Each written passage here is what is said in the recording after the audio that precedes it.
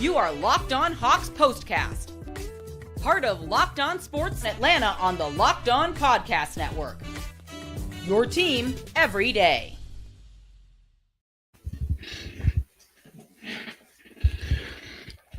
Good evening, and want to definitely welcome everybody into yet another episode of the Locked On Hawks Postcast, and definitely have a really entertaining and very exciting show on this evening. A special reason behind why is because, of course, the Atlanta Hawks come away with a big-time win, 120-110 over arch nemesis, divisional rival, the Miami Heat. Just kind of seems to always be that team, right, that appears to either not necessarily always have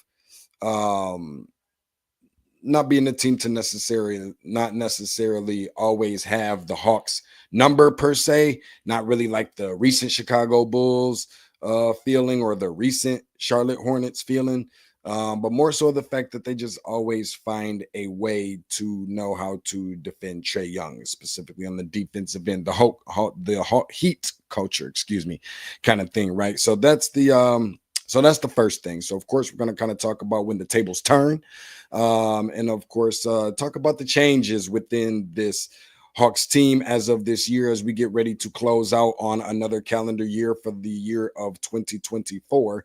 So we're definitely going to talk a little bit about how you have graded so far the 4-game Hawks stand, maybe some predictions, some projections to the upcoming 6-game West Coast road trip.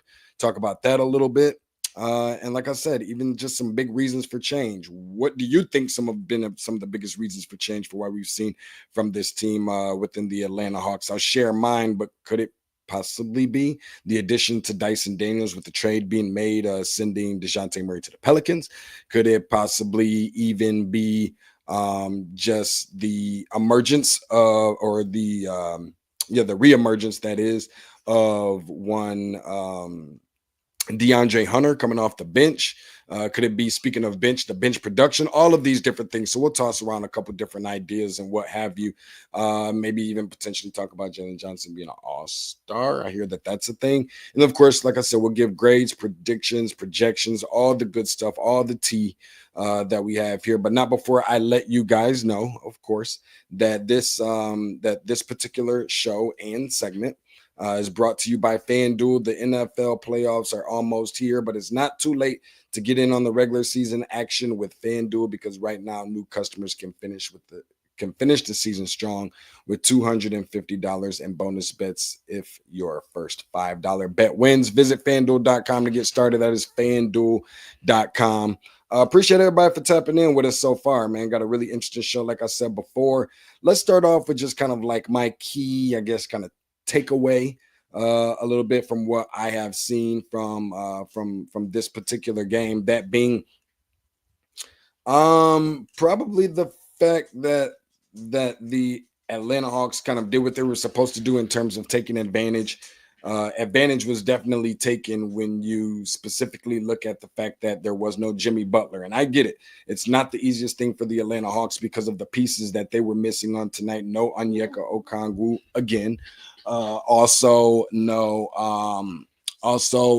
Dyson Daniels, which, obviously that's a new one, right, for everybody. And then no Bogey Bogdanovic. Like, these aren't necessarily just guys that are key role players, right? These aren't guys that are just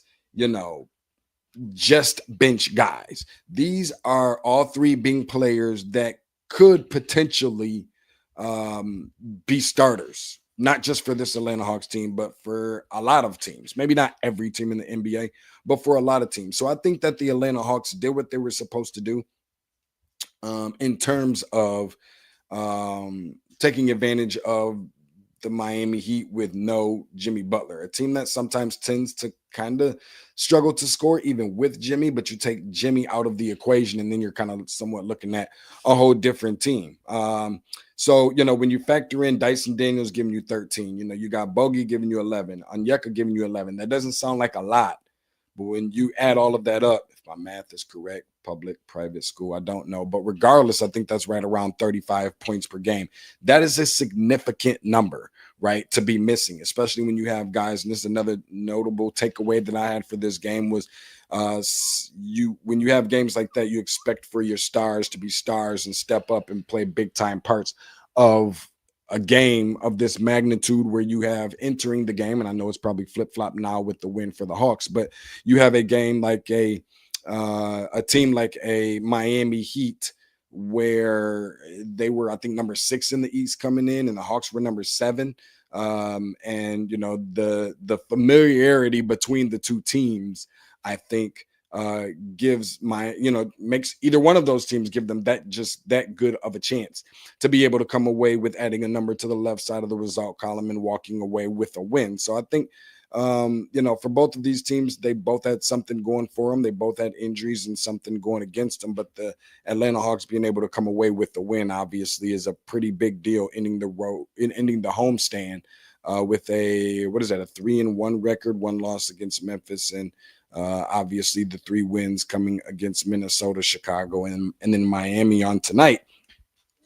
But some of the things that I was looking forward to going into tonight's game for me personally was, one of the things was about staying out of foul trouble. And Jalen Johnson needs to be a huge piece. I kind of referenced him just a second ago. Need to be a huge piece with those guys being out of the lineup. He obviously stepped up on tonight, but when you're put in a position to where, they're up by 5, when he had to sit after picking up his 3rd foul early in the second quarter, about 11 minutes, under 1 minute, not even a whole minute into the second quarter, he picks up his 3rd foul. And obviously that's big. That's significant. So he didn't check back into the game until the 4:30 mark, where they were only leading by 2 at that particular time. He finished the game with 4 fouls, but I think that because they didn't have the pieces or the horses to be running out there and throwing out there, they definitely needed to put themselves in a position where they couldn't really afford to foul. The other thing was to not allow any, random role players, if you will. And appreciate my dude Robert for checking in on tonight, and any and everybody that has checked in the past, gonna check in tonight, has checked in tonight, and gonna check in the future. Appreciate Robert for tapping in with us, and no random role player tonight, and the Hawks win. That was the concerning part for me, because as we know how Miami drafts, how well that they do within the draft, and all of that good stuff, a lot of their success has been predicated based off of getting a lot with a little, or getting more with less, I guess is the way of putting it in today's world. They are probably, if not the best team in the NBA of doing so. That's how they've gotten to the finals a couple of years or few years that they have, by getting more with less. And that's something that they typically do. Not having Jimmy is not something that I think the Atlanta Hawks should have been fixated on, because that's how you end up losing games, by looking down the roster and just looking at names. But the Atlanta Hawks obviously didn't do that. I was concerned that they might do that with a player as good as HAWKS is, a guy who I think is in his 2nd year in the NBA right now, but obviously can put up some big numbers. When he's hot, he's hot. And when he's not, he's not. Tonight, he wasn't. And that's obviously, a good thing for the Atlanta Hawks. HAWKS on tonight, 8 points, 5 rebounds, shot just 33% from the field. Always a good sign for Atlanta. And then 0 for 5 from 3. Sometimes that's one of those things that you hardly ever hear of with a player in today's game, but obviously played dividends for the Atlanta Hawks. I also thought that, lastly, they needed to protect the ball, be able to control the ball and minimize their turnovers. I don't think that they, it couldn't be any more important talking about the turnovers than doing so, and protecting that ball against the team like the Miami Heat, who I alluded to in the opening of the show, that kind of found a way to always be able to seem like they knew how to, I guess, provide the blueprint of knowing how to defend the Hawks, and providing the blueprint of knowing how to defend Trey Young, throwing a lot of physicality at him, some longer players, some athletic players, not just 1 or 2, but a bulk of them. And obviously, Trey Young was not just good with that tonight playing up against Miami. And I understand Miami's roster looks a little bit different, not just tonight, but this entire season of the last 1 or 2 years, but also Trey Young's development, his growth, his maturation, I think has also assisted and helped quite a bit of that as well. Trey Young being a guy who I think was questionable coming into this game. Obviously, he ends up playing and has a really good night. Man, what did he finish with on tonight? I got to go back and look. I think he finished with like 13 assists. 11 of those assists, I think, came at the half, something around that range. That's obviously pretty freaking good. So it's always a beautiful thing as we talk about the Atlanta Hawks as we get ready to cut to a break here in just a second. Always a beautiful thing for us to see the Atlanta Hawks winning in the final home game of the calendar year. Again, 120-110 win over divisional rival and the Miami Heat. And on the other side of the break, of course, we will have a little bit of the conversation about the biggest reason for change. So I'm looking forward to some of the people in the comment section to kind of leave some comments behind why they believe that we have seen the difference within this Atlanta Hawks team, because I think I had a conversation with a gentleman, and I'll get to this on the other side. I had a conversation with a gentleman on social media, really super early, probably too early to be talking to another gentleman on social media, but that's just how much I think about the Hawks, even during times when they're not playing. And he gave his thoughts on why he thought that, the Hawks seem to be winning and have turned things around within the franchise. And I had a little bit of a different feel, and just kind of curious to know who would agree with me on all of that. So all of that on the other side of the break, coming at you here in just a moment.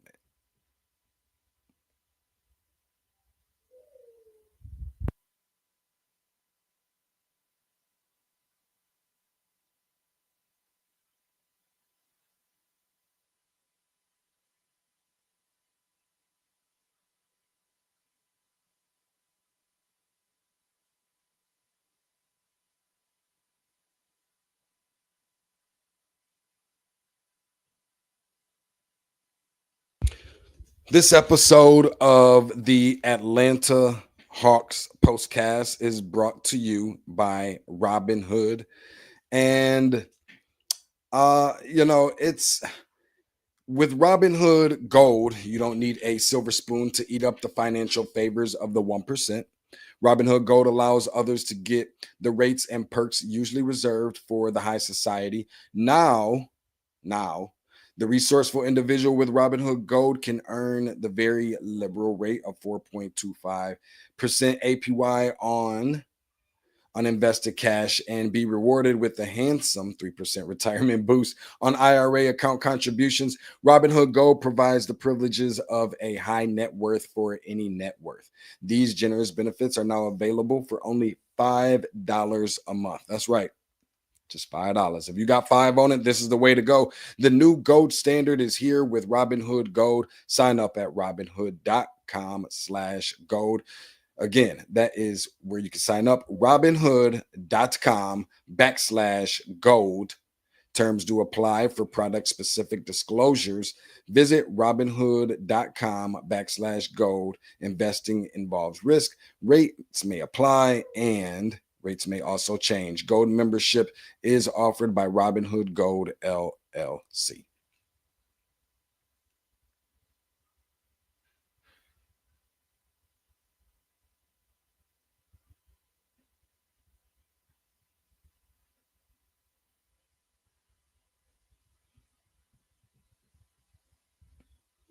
Now moving forward to probably one of my more favorite subject matters and things to talk about, because I have so many of these conversations with different people, and kind of like to pick the brains of those of which who feel a little bit differently about the reasonings behind why you think that the Hawks have kind of turned things around and winning the way that they have. Not that they're on a ridiculous winning streak by any stretch of the imagination or anything like that, but just the simple fact that this has definitely been a team that has sparked the interest of not just, Atlanta Hawks fans and diehard Hawks Nation, not just those within the, Southeast Division have taken notice, not just those within the Eastern Conference that have taken notice, but even around the NBA as we prepare for the 6-game West Coast road trip.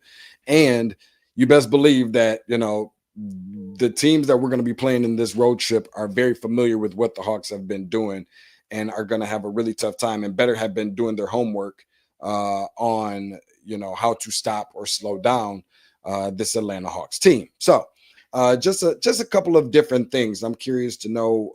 And obviously I'll give my take, but I definitely want to get some people, as promised, from the comment section here as to why they believe that this team has had the biggest change that we have seen. Let's jump in here first to, let's see what we got here. Let's see. Let's go with Slim here. I think the biggest difference is they actually play defense. We can all certainly agree to that and attest to that. Dyson Daniels came in and got everybody wanting to play defense, which is certainly a good thing. I agree with that. It's been very, what's the word I'm looking for? I guess infectious. He's been a big part of that. I think I heard someone mention, I think it was Trey, that have also talked a little bit about not only, everybody knows about Dyson Daniels and the defensive approach that he has brought to the game. I even like to note the offensive approach that he's even brought to the game, but even more so the fact that Deandre Hunter, who has kind of channeled that inner defense like they expected him to. And he's not just obviously an offensive guy, but he's kind of locking down on defense. I think because he doesn't have to be the primary anchor, is the way that it was kind of worded on the perimeter side, is giving him an opportunity to embrace it, yet still maybe a little bit differently, maybe a little bit more. But yet still be able to embrace the defensive side of the ball, and even unlocked and opened some opportunities for him on the offensive side as well. So appreciate Slim for jumping in there. Let's go to my dude, Willie, man. Willie saying the biggest difference is Trey Young not being the hero every night and trusting his teammates. Looks like Willie's been kind of taking a little bit of the page from what I call the answer key, right?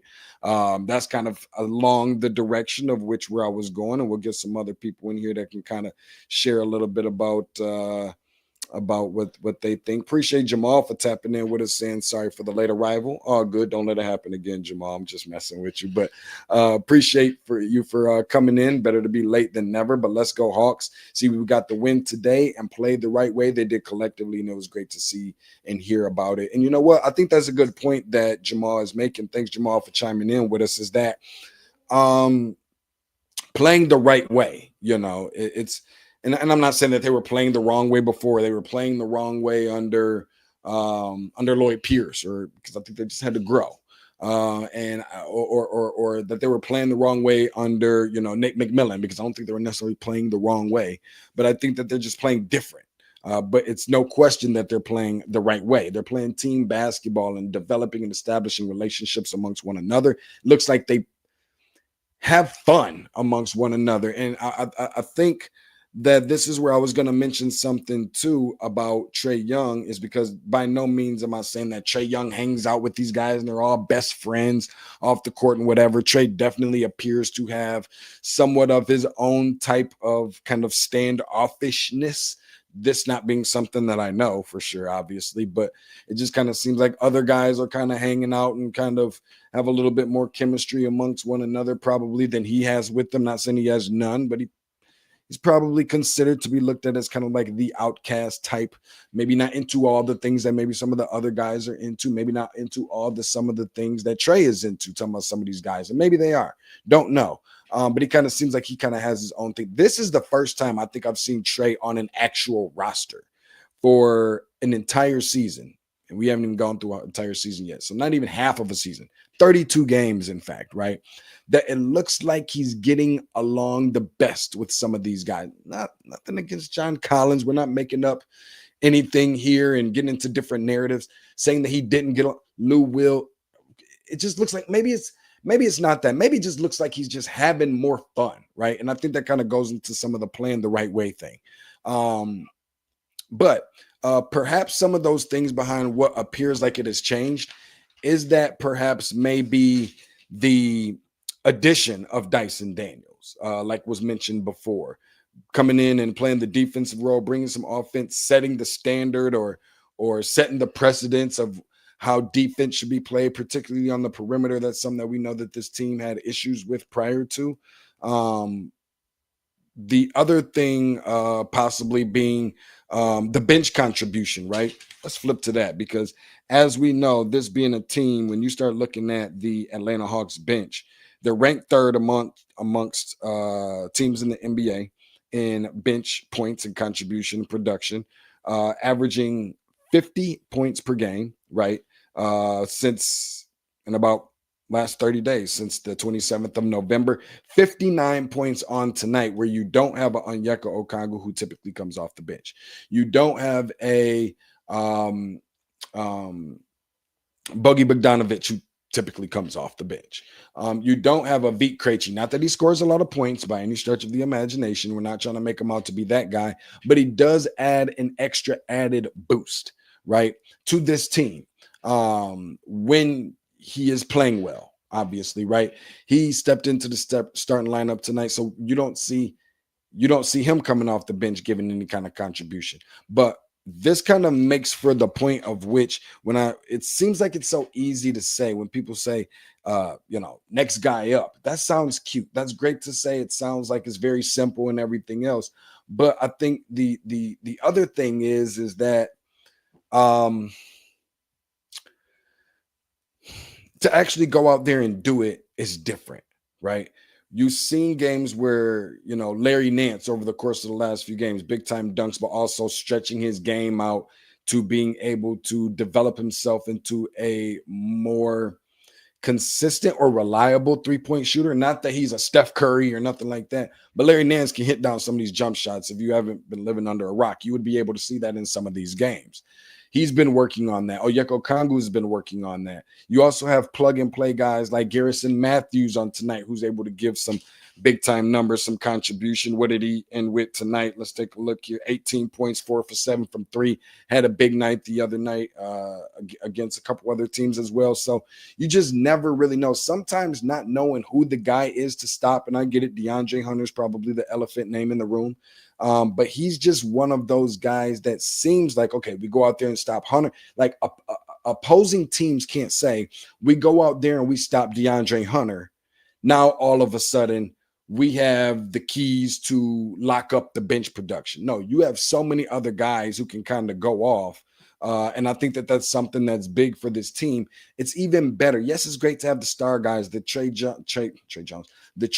Youngs and the Jalen Johnsons, but sometimes not knowing who the guy is that's going to go off or going to have the hot night makes it just that much more difficult to prepare for sometimes. So that's just another piece. The bench, the Dyson Daniels addition, DeAndre Hunter being moved in rotation, making a little bit of an adjustment, moved to the bench, probably up for sixth man of the year. That's probably going to be a big piece. I know that he is hitting his career high marks amongst scoring, points per game, field goal percentage, 3-point percentage even. I think that being another piece that could contribute to why there has been such a big change within this team. How about just the consistency to a guy that could potentially even be an all-star for this team? Like, look at all these positives. There ain't many times I can list this many positives for a team. And these aren't just little positives. These are big positives. We're talking about guys are leading the league in deflections and steals. Guys that are leading the NBA in assists. Guys that are leading the NBA in, probably a team that is probably one of the very few, I will say anyways, that has two players that's probably averaging a double-double between Trey Young and Jalen Johnson. Not everybody has a leading sixth man of the year and defensive player of the year on their team. How about, one of the best benches in the NBA? I think that it's impressive to see that Jalen Johnson has done what he's been able to do, because last year was such a breakout year for him. You don't typically surprise anybody your second time around. Opposing teams and offenses and defenses prepare for you and do their homework a little bit differently. It looks like there hasn't even been a drop-off. Maybe the biggest reason for change has been the consistency, which is a credit to him, being Jalen Johnson. Mine personally being the evolution of Trey Young. And I know that sounds like an easy thing to say, but you always credit the quarterback as it seems that they do, or always criticize the quarterback as it always seems that they do when they lose. then that's sometimes what you have to do, the head of the snake. Not just because he is the most marketable or the most best player or whatever else will have you on this team being Trey Young, but because he is the quarterback. He is the traffic director. He's the one that's telling everybody over here, come on, and telling everybody over here when to stop, or telling everybody over here to come on and telling everybody over here when to stop. Knowing the strengths and weaknesses from an algebra standpoint, right? Breaking it down in mathematical form of knowing what everybody's strengths and weaknesses are on the court and to kind of get the ball rolling. Taking a step back, not looking like the Trey Young from previous years, that maturation process and that growth within him is something that I think ultimately has catapulted this team to kind of looking like a little bit of a different team. How about all of those things? Probably, I would say, as a combination is why we're seeing the Atlanta Hawks looking the way that they have. And before we get ready to go to the next break, definitely want to get some of the people in here real quick. Promise to make it fast. Lamont Redrick, appreciate you for coming in. First time listener, G. Appreciate the love, man, for coming through and checking out. You got to wait till Tanitra gets in here and shows you what she got because she knows her stuff. It's just me flying solo tonight. Come on back and visit us sometimes, Lamont. Also, he said first time listening. Cool. Enjoy the conversation and breakdown. Let's go Hawks. Let's go Hawks. Appreciate you. Also mentioning that the biggest change being Jalen Johnson's emergence, Dyson Daniels' defense, and being contagious. Obviously, we talked a little bit about that. Trey being the floor leader, a little bit more vocal leader in some ways. And the bench production led by Deandre Hunter. So, yeah, it looks like we've covered all the bases. Let's jump over to the break as we're going to talk a little bit about some grades from this 4-game homestand, why I gave the grade that I did. We're going to make it short. And then even talk about some of the predictions and the projections for the games that are upcoming for this Atlanta Hawks team. We'll see you right here on the other side in just a moment.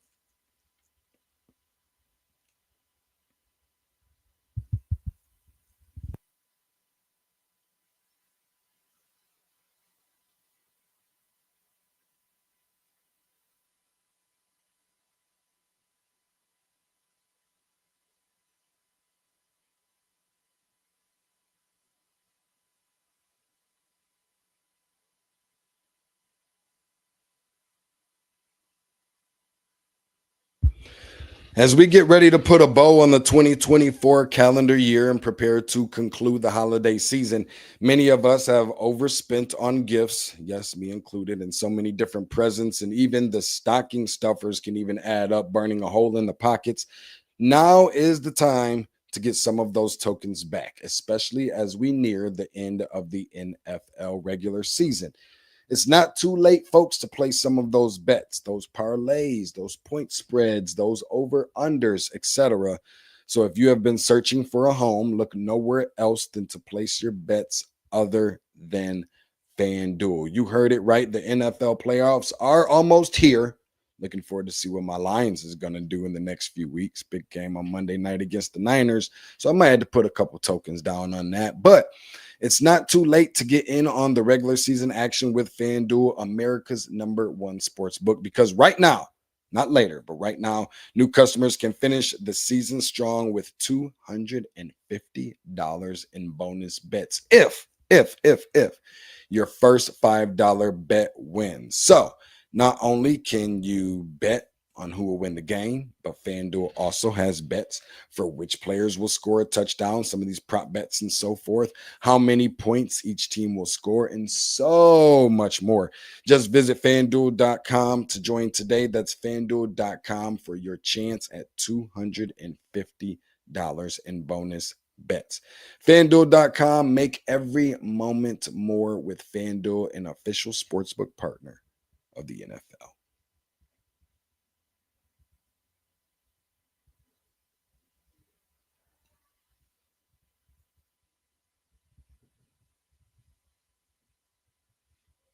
Getting back to it, got a little bit less than probably about 5 minutes left here. So appreciate everybody for chiming in with us and showing some love. I want to get to a couple comments that was made by Quin Snyder. And and Jalen Johnson, I thought were very, very notable. I thought I'd share it on tonight's show.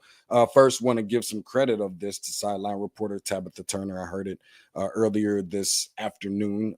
Sideline reporter Tabitha Turner from Bally Sports Southeast, in which she mentioned one of the notable quotes of the day coming from head coach Quin Snyder. Trey's defense has been in evolution. I'm not sure that I necessarily, not saying I won't agree. I'm just not sure that I'm willing to take it that far.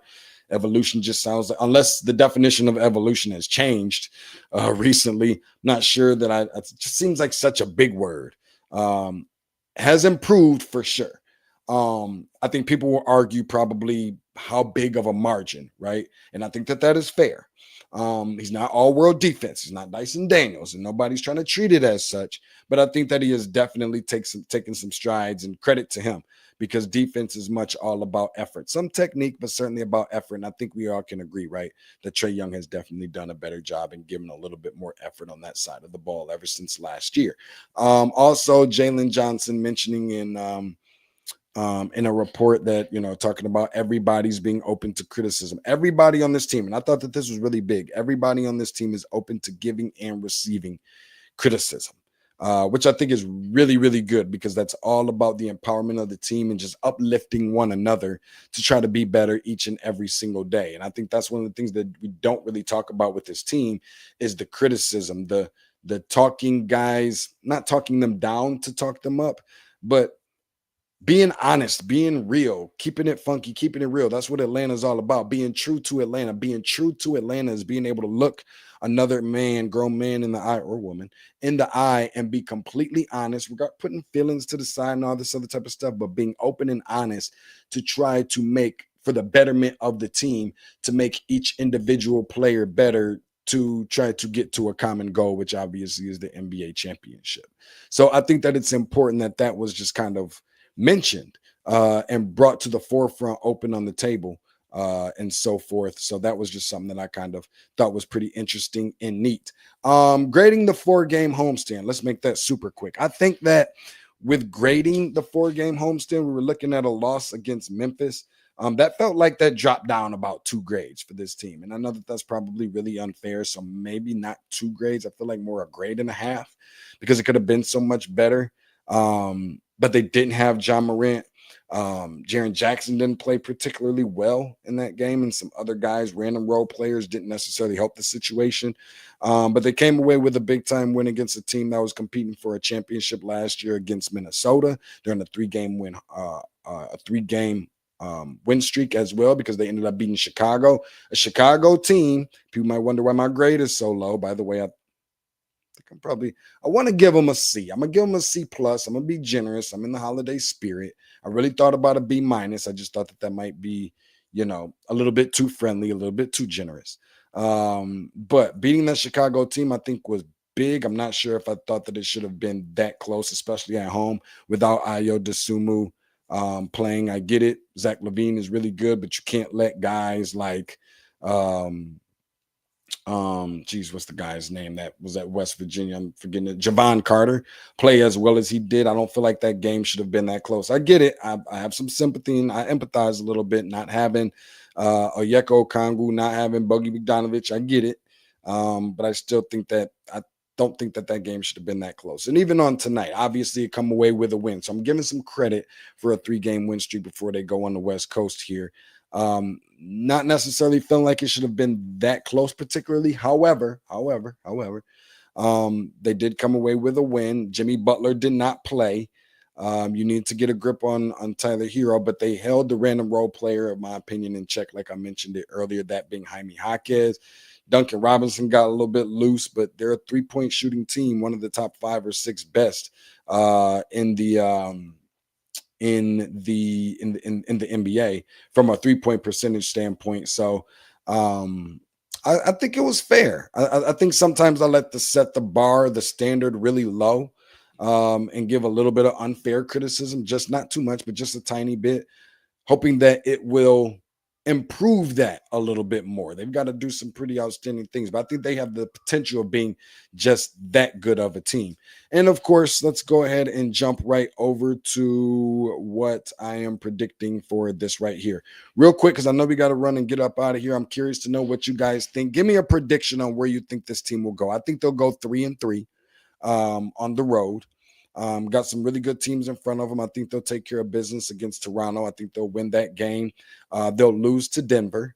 And probably, you know what, maybe go on a 3-game losing streak. I predict for them to lose against Denver, lose against the Lakers, and lose against the Clippers.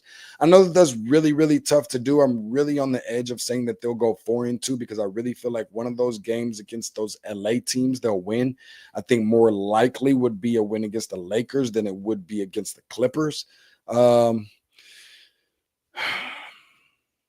I'm going to stick with 3-3. I like to set the bar low. I'm going to stick with 3-3, but I do think that they have the potential to go 4-2 with the win against the Lakers. I don't see it happening against the Clippers, although I think that it is a possibility. I just don't see it happening.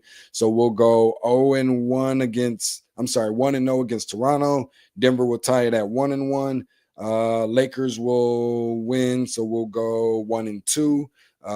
Clippers will win. We'll go 1-3, and then finish out returning back to State Farm Arena on a 2-game win streak after 2-3 against Utah, and then making it 3-3 on the 6-game West Coast road trip against Phoenix. So those being games that I think that they'll win. So I don't think that that's too bad. Kind of hit me up on social media at Tate's Take Hoops, TATESTAKEHOOPS. If you disrespectfully disagree. I know that happens sometimes too, even in our comments on YouTube. And of course, appreciate Bruce for chiming in with us. Great content. Thank you, sir. Appreciate you for chiming in. You guys got to come back when Tanitra's here. Like, she takes this show to a whole nother level, but I do appreciate you guys for showing some love on today. Robert saying 4-2. I think that that's a possibility, like I mentioned as well. I'm gonna stick with my 3-3 though. Get where I'm coming from. Okay, now I'm making some sense to some people. I don't hear that very often, so you might just be the one person, Bruce, but appreciate you. Do know where I'm coming from. Great content. 500 is definitely the bar, and I know that I probably surprised Robert a little bit too much saying the Lakers are lost. Wow. I think it's up in the air. I think it's close. Like Atlanta, the reason I give, and I'll leave out of here on this note, the reason that I give the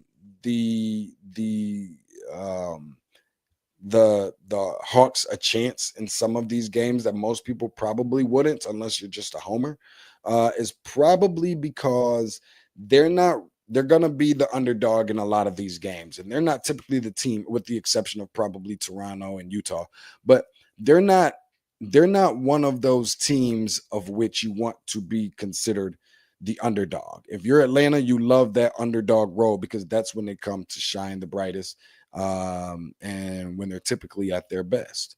And that's where I think that we will see the best brand of basketball from this Atlanta Hawks team. So appreciate everybody for showing some love, man. Thank you guys so much. You guys got to circle back around in a little over 24 hours. We'll do all of this stuff again. I don't think Tanisha will be back with us on tomorrow. So definitely need you guys to come in here and show a little bit more love and drop some more comments. Try and get you guys comments in here as much as possible. Remember to follow along on social media. Go and check my dude out, Brad Rowland, who does a fantastic job for the Locked On Hawks podcast, postcast, the whole 9 podcast, excuse me. Appreciate you guys. We'll see you guys in the next 24 or so. Signing off, DeShaun Tate. Appreciate you guys for checking out the Locked On Hawks postcast. Good night.